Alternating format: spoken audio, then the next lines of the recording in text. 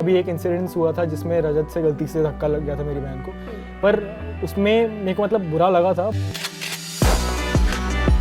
वो इतना emotionally intense था एपिसोड कि मेरी मम्मी भी रो पड़ी थी, मेरे को भी बुरा लगा था एंड पापा को भी रोना आ गया था, बता रहे थे। अगर विवियन की तरफ इंक्लाइन हो रहे हैं, मतलब विवियन में कोई बात है, लीडरशिप क्वालिटीज़ हैं, तो मुझे नहीं लगता वो बायसनेस है। कुछ दिन पहले जब ईशा की मम्मी घर में गई थी तो हमने एक इमोशनल मोमेंट देखा था। दोनों ही रो रहे थे, काफ़ी इमोशनल था वो। और आज हम आ गए हैं ईशा के भाई के पास, रुद्राक्ष नाम है इनका, और फिलहाल तो ये कॉलेज में हैं, बट आई एम श्योर उसी रास्ते को अपनाने का कुछ प्रयास कर रहे हैं ना। प्लान तो वही है, प्लान वही है। So best of luck first of all. So Rudraksh, सबसे पहले मुझे अपने बारे में बताइए, क्या कर रहे हैं आप? अभी I am 20 years old and I am doing FTNMP from UPG college. तो अभी फोकस तो यही है कि मैं एक्टिंग फील्ड में जाऊँ, और अगर एक्टिंग में ना हो पाए, मतलब वो भी मैं साइड में करूँ, and I would also like to pursue in boxing and Muay Thai. Okay, as कोई बताता नहीं है, but Rudraksh is very honest. So आपने ये एक्टिंग में जाने का कैसे डिसाइड किया? Because Isha is there? नहीं, बिकॉज एक्टिंग का मेरा छोटे से मेरी बहन और मेरा दोनों का, बट ऑफ कोर्स ये बात है वो ज़्यादा टैलेंटेड है, so I will have to work a little harder I feel, and करते आई एम प्रीटी श्योर कि मैं भी चल ही जाऊँगा। कुछ करते हैं आप लाइक मिरर के सामने या हाँ, कुछ आपने कुछ किया है? मैंने फियर फाइल्स में काम किया है। I worked in Dastaan-e-Jurm and I also worked in a film called the Great Indian Wedding, जो जॉन अब्राहम प्रोडक्शंस के अंदर है। And I have also done a few short films. Okay, so target is what? TV, web और film? Film मिले तो बहुत अच्छा है, बट टीवी मिले तो कोई बुरी बात नहीं है। I love TV. So now let's talk about Isha. Sure. How is going?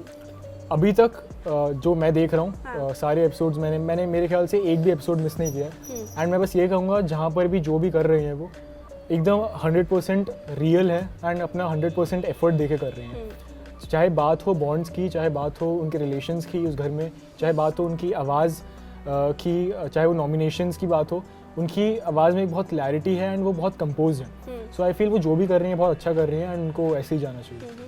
बहुत लास्ट मोमेंट पे उनका सिलेक्शन, मतलब सिलेक्शन इन द सेंस कि उन्होंने डिसाइड किया था कि मुझे इस घर में जाना है। How was that day, the entire day? क्या था, किस तरह से घर में हलचल मची हुई थी, क्या सजेशंस आ रहे थे, कितने कॉल्स किए गए? Please tell me about. अरे मैं बताता हूँ कि सारे कंटेस्टेंट्स को मेरे ख्याल से एक बफर पीरियड मिला होगा कि आप कंफर्म कर रहे हो बिग बॉस में जाने से पहले, तो आपको एक 15-30 डेज का मेरे ख्याल से सबको बफर मिला होगा। तो उस टाइम में क्या होता है, कंटेस्टेंट्स अपना माइंड बना लेते हैं, वो पुराना बिग बॉस देखते हैं, उसकी स्ट्रैटेजीज अडॉप्ट करते हैं, अपना एक फ्रेमवर्क बनाते हैं दिमाग में कि आई विल डू दिस, मेरी स्ट्रैटेजी ये रहेगी, मैं ऐसे आगे बढ़ूंगी, मैं दिल का कम इस्तेमाल करूंगी, दिमाग का ज़्यादा इस्तेमाल करूंगी। ये सारी स्ट्रैटेजीज लोग डिस्कस करते हैं, विच इज़ वेरी नॉर्मल, क्योंकि आप रियलिटी शो में जा रहे हो, आपके पास फ़ोन नहीं होगा, आपके पास कोई वे ऑफ कॉन्टैक्टिंग वो लोग जो आपके क्लोज हैं इन रियल लाइफ वो नहीं होगा, आपके पास कोई कनेक्शन नहीं होगा बाहर का, तो all you can do is make assumptions कि आप कैसा कर रहे हो, है ना। सो मेरी बहन जो है वो लिटरली 24 आवर्स पहले उन्होंने कंफर्म किया कि that I am going to Bigg Boss, and उसके बाद जो क्योस हुआ है घर में, मैं आपको बताता हूँ कि क्योंकि PR टीम सिलेक्टेड नहीं थी, स्टाइलिस्ट सिलेक्टेड नहीं थी, पता नहीं कि कब कैसे जाना है।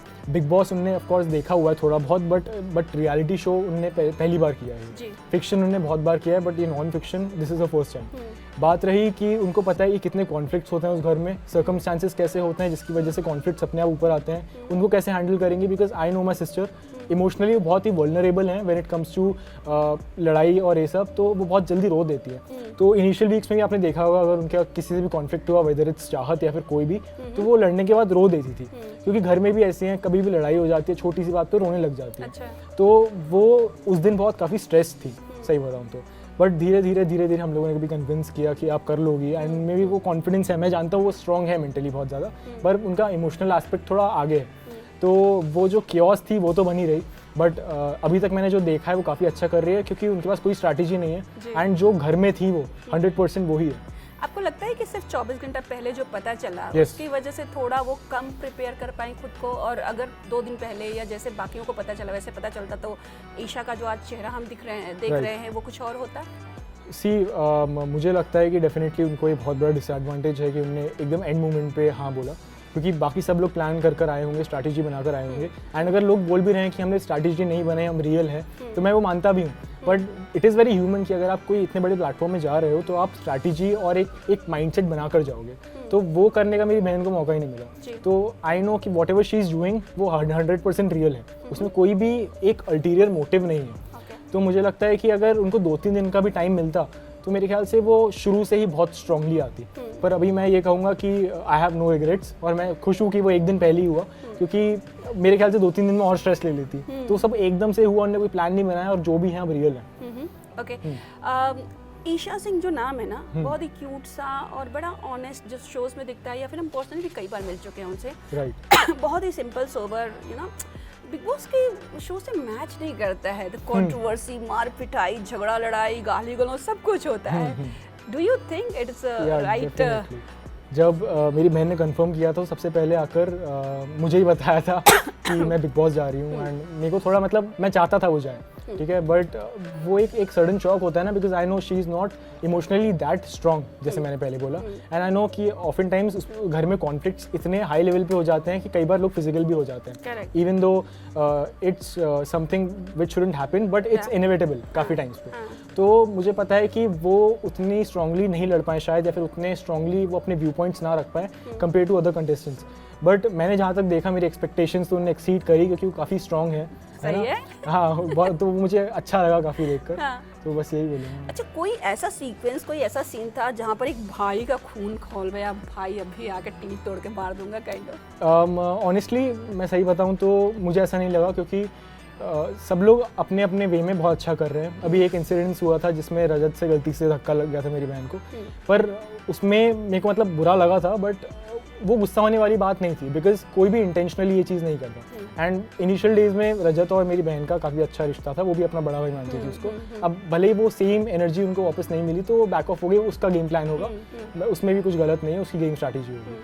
तो ऐसे इंस्टेंसेस होते हैं, पर वो घर ही ऐसा है कि सर्कमस्टांसेस की वजह से जो अप एंड डाउन होते हैं रिलेशंस में, तो उसकी वजह से लोग एग्रेसिवली रिएक्ट कर जाते हैं। तो मुझे नहीं लगता उसमें मुझे गुस्सा होने वाली या फिर किसी को भी गुस्सा होने वाली कोई बात है। सब अपने अपने स्ट्रैटेजी ऐसे होते हैं ना कि आपस में कितना भी नोक झोंक रहे हैं, लेकिन एक बाहर वाले ने भाई या बहन को बोला तो वो जो एंगर आता है ना, वो जो प्रोटेक्शन वाला कि I am there for you for both the side, वो बहुत स्ट्रांग होता है। So in that way I was asking. या ऐसा मुझे लगा नहीं, क्योंकि मुझे नहीं लगता कि कोई इंटेंशनली किसी को इधर पे हार्म करता है। जैसे मैंने बताया, लोग पहले से उस घर में इरिटेटेड रहते हैं, क्योंकि आपको जब एक बहुत बड़े घर में, वो घर भी छोटा लगने लग जाता है अब इतने टाइम तक रखो तो, आपको एक घर में सील कर दिया जाए और आपके पास सिर्फ 17-18 लोग हो, आप उनकी शक्ल देख देख के पहली बात तो आप बोर हो जाओगे, प्लस आपको ऐसे सर्कमस्टांसेस में डाला जा रहा है जिसकी वजह से आप वैसे ही बहुत स्ट्रेस में हो, तो लोग एग्रेसिवली रिएक्ट करते हैं, चाहे वो मेरी बहन हो या फिर उनकी अपोजिशन हो। तो मुझे नहीं लगता किसी का भी कोई एक कॉन्फ्लिक्ट है वो पर्सनल है उधर पे, तो उसमें मेरे को बुरा नहीं लगा, because I know it's a game.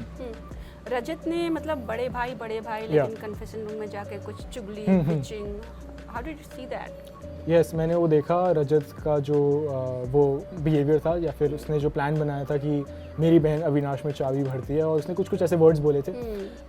मैं रजत की बात नहीं कर सकता, क्योंकि रजत एक अलग इंडिविजुअल है, पर मैं अपनी बहन को जानता हूँ और मैं अपनी बहन की बात कर सकता हूँ। तो मैं ये बोलूँगा, भले ही कोई कैसा भी हो, अगर उनको लगता है कोई एनर्जी वो गिव बैक कर सकता है तो अपना 100% देंगे अपने रिलेशन को निभाने में, जो उन्होंने भाई बहन वाले में भी करी। भले ही वो कितने भी ओपिनियंस देती हूँ, लोग कितना ही बोलते हो कि ये पीठ पीछे चुगली करते हैं, जो चुगली एक्चुअली है नहीं। कि चुगली का मतलब ये होता है कि मैं इधर की बातें उधर ले जा रहा हूँ, आपकी गैरबाजी है, मेरे दोस्त से मेरी बात हो रही है एंड मेरा दोस्त का कुछ ओपिनियन है एंड मैं उसकी बात को कहीं और ले जाऊँ, उससे बिना परमिशन लेके, वो चुगली होता है। मेरी बहन क्या करती है, वो सिर्फ ओपिनियंस देती है, पर उनने कभी भी अपने रिश्ते में, चाहे वो एलिस का हो, अविनाश का हो, विवियन का हो या फिर रजत का हो, कभी पीठ पीछे जाकर उनके अगेंस्ट प्लानिंग नहीं करी। तो वो जब सेम एनर्जी उनको रजत की तरफ से आती हुई नहीं दिखी तो अपने आप ही बैक ऑफ हो गई वो। पर मैं ये कहूँगा कि वो बाकी लोगों के इमोशंस एंड बाकी लोगों का गेम प्लान उनके कंट्रोल में नहीं है, पर उनके जब तक हाथ में चीज़ें हैं वो अपने रिश्ते 100% निभाएंगी। एंड बात रही रजत की, मुझे लगता है उसका भी स्ट्रैटेजी होगी, उसमें कुछ कह नहीं सकते, सब अपने अपने एक माइंडसेट से हैं। सर जीतना तो एक को ही है, करेक्ट? राइट। तो ये ग्रुप में रहना और बाकी से थोड़ा सा हटके, लाइक जो ईशा, विवियन, अविनाश और एलिस का जो ग्रुप बना हुआ है, do you think it's a right thing in a house where only one will be the winner? नहीं, मुझे नहीं लगता, बिकॉज ये गेम ही है ह्यूमन रिलेशंस के बारे में, analysing the strategy of people who are with you in the house. और अपनी खुद की स्ट्रैटेजीज बनाने के लिए। तो ऑफ कोर्स ये बात है, वो है ही आप कैसे इंटरेक्ट करते हो लोगों के साथ, आप किस बेसिस पे अपने मुद्दे उठाते हो, तो उसमें आपका एक सर्कल होना, आपका एक बॉन्ड होना बहुत स्ट्रांगली ज़रूरी है। जीतने की बात बाद में आती है, पर आपको जो ये 3 महीने सर्वाइव करना है, आप किसी ना किसी से तो बात करोगे।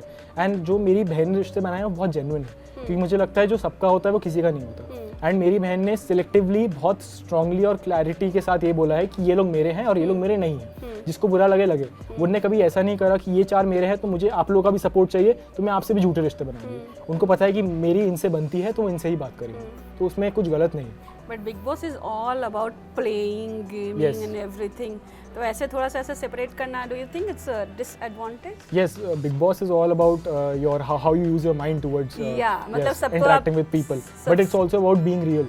एंड मेरे ख्याल से मेरी बहन वही कर रही है, चाहे वो रिलेशंस में हो या कुछ भी हो। और मुझे पता है कि वो अपना गेम भी सैक्रिफाइस कर देंगी अगर रिलेशंस एंड अगर उनके प्रोमिसेस पे बात आई, तो वो मैं उसको गलत नहीं कहूँगा।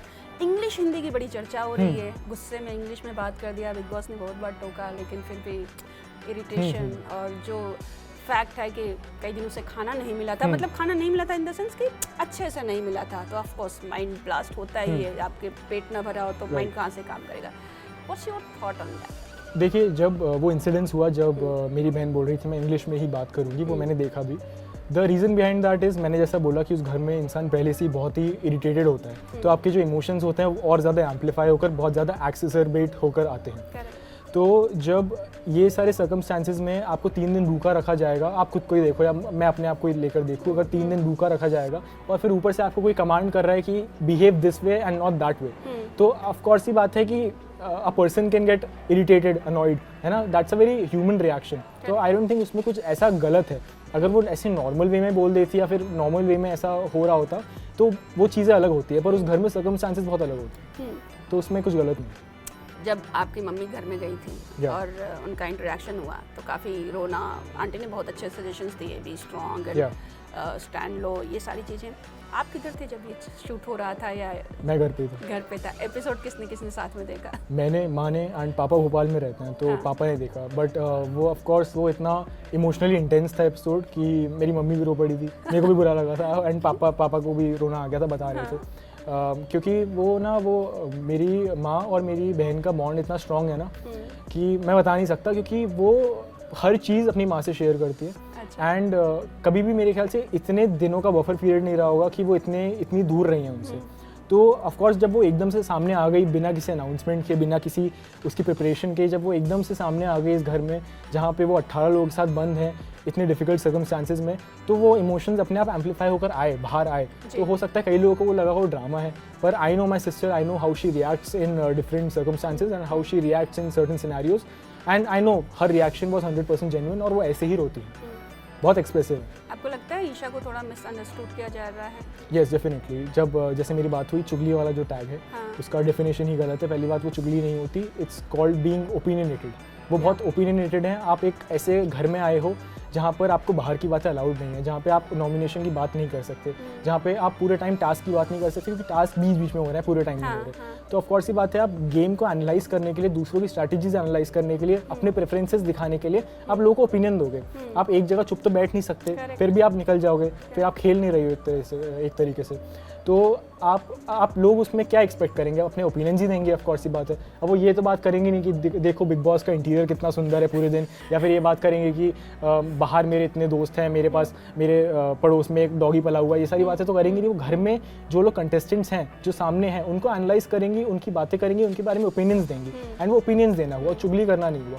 तो आई थिंक ये जो भी एक फॉल्स नैरेटिव सेट हो रहा है चुगली करके या फिर वैम्प कर ये बहुत रॉन्ग है। और अगर ओपिनियन देना नेगेटिव है तो फिर मेरे ख्याल से सबको नेगेटिव होना चाहिए इस घर में, क्योंकि ओपिनियन देना ही इसमें प्रायोरिटाइज करना चाहिए इस गेम में। ये जो 3 हॉट एंट्रीज हुई है, पीपल आर टॉकिंग दैट ये थोड़ा सा ग्लैमर को बढ़ाने के लिए किया गया है। What do you think? जो वाइल्ड कार्ड आए हैं, आई थिंक बहुत अच्छी बात है, क्योंकि थोड़ा गेम उससे स्पाइस अप हो गया है। आई थिंक बीच बीच में दोनों ग्रुप्स हैं, उनमें कॉन्फ्लिक्ट होते रहते हैं, बट कभी कभार वो गेम थोड़ा ब्लैंड हो जाता है। तो जब 3 लोग आते हैं तो उसके बीच में एक बहुत इंपॉर्टेंट फैक्टर आ जाता है कि ये 3 किसकी तरफ इंक्लाइन होंगे, क्योंकि ये लोग बाहर देख कर आए हैं, है ना।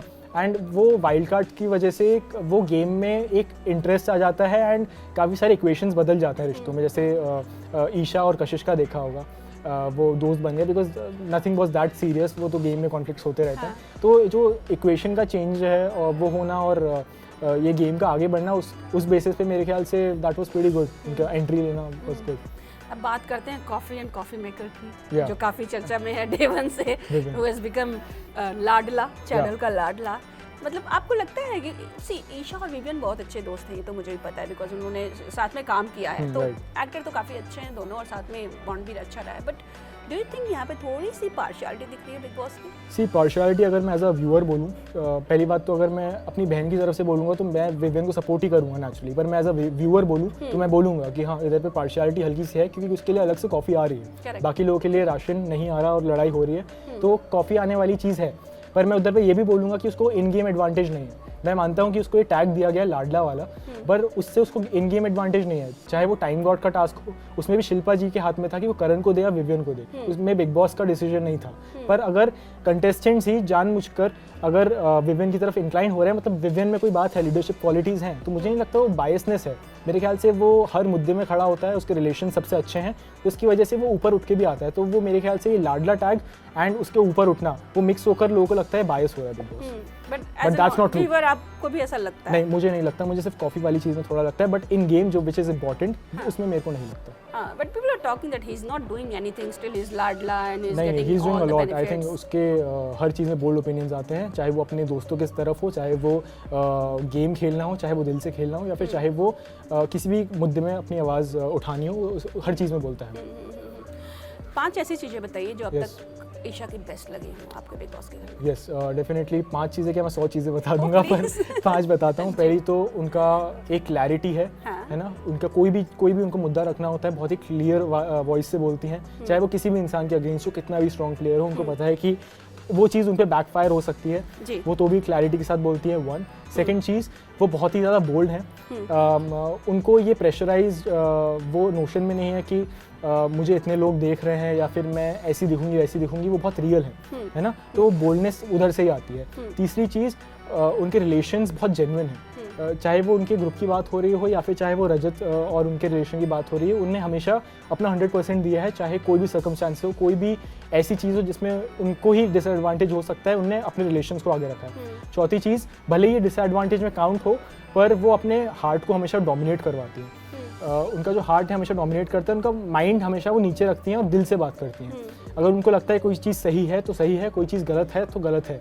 एंड अगर मैं आखिरी पॉइंट की बात करूं तो मैं ये बोलूँगा कि रिश्ते निभाना तो वो अच्छे से जानती हैं, पर रिश्ते निभाने के साथ साथ वो ये भी जानती हैं कि अगर उनके रिश्ते कहीं पे गलत जा रहे हो तो उनको क्लैरिटी भी देती हैं, और ये भी देती हैं कि आप यहाँ पे गलत जा रहे हो, उनको एक्सप्लेन भी करती है। तो आई थिंक वो सारे जो फैक्टर्स हैं उनको मिलाकर एक परफेक्ट प्लेयर बनाते हैं। ओके, 5 ऐसी चीज़ें जो ईशा को नहीं करनी चाहिए थी अब तक। 5 चीज़ें जो this is mistake kind of. Yes, मैं वही बोलूँगा एज अ व्यूअर कि जब मेरी बहन का टास्क हुआ जिसमें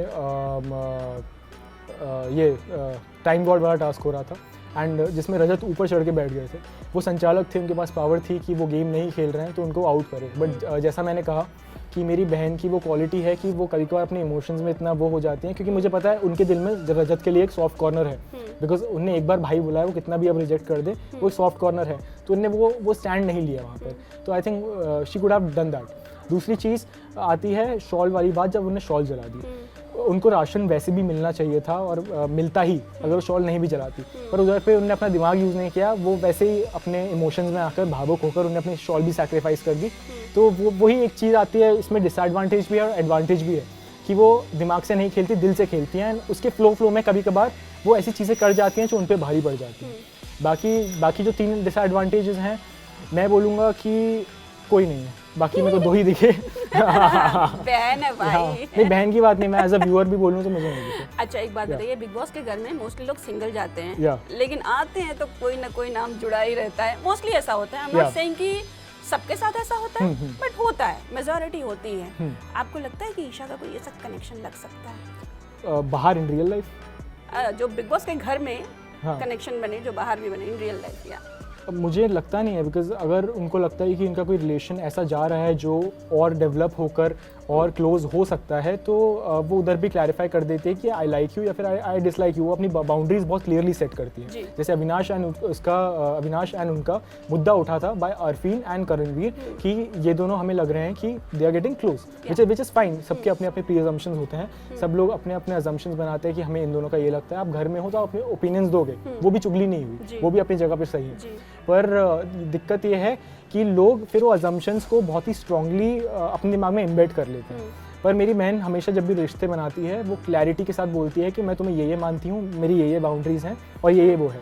तो एज़ फार अगर घर की बात हो रही है तो नहीं, उनका कोई भी रिश्ता ऐसा नहीं है कि वो आगे रोमांटिक एंगल ले या कुछ ले, बट उनकी फ्रेंडशिप बहुत स्ट्रॉन्ग है और मुझे 100% बिलीफ है कि वो घर के बाहर भी चलेगी। Okay, as a viewer top 3 कौन है आप? देखिए काफ़ी सारे कंटेंडरशिप में खड़े हुए हैं मेरे दिमाग में तो लोग, बट मैं अपनी बहन को सबसे पहले रखूँगा। Of course. या उसके बाद I would say Vivian and third person मैं ऐसे नहीं बोल सकता कि सिर्फ यही होगा, क्योंकि मेरे दिमाग में काफ़ी सारे लोग हैं। हाँ। तो अगर मैं बोलूँ तो मेरे हिसाब से अविनाश भी हो सकता है, और करण में भी कैपेबिलिटीज़ हैं और चाहत में भी कैपेबिलिटीज़ हैं, एंड या दैट्स प्रीटी मच इट। रजत भी हो सकता है, पर मेरे को लगता है अविनाश जाएगा। आई एम श्योर ट्रॉफी तो आप ईशा के हाथ में। हाँ, मैं तो उनके हाथ में देखना चाहूँगा, पर उनके ग्रुप में से भी कोई आया तो मैं खुश होऊंगा। हाँ, नहीं हम आपसे बात करें तो हम ईशा की बात करें। यस, ईशा के हाथ में ऑफ कोर्स दिल में तो वही आएगा मेरा।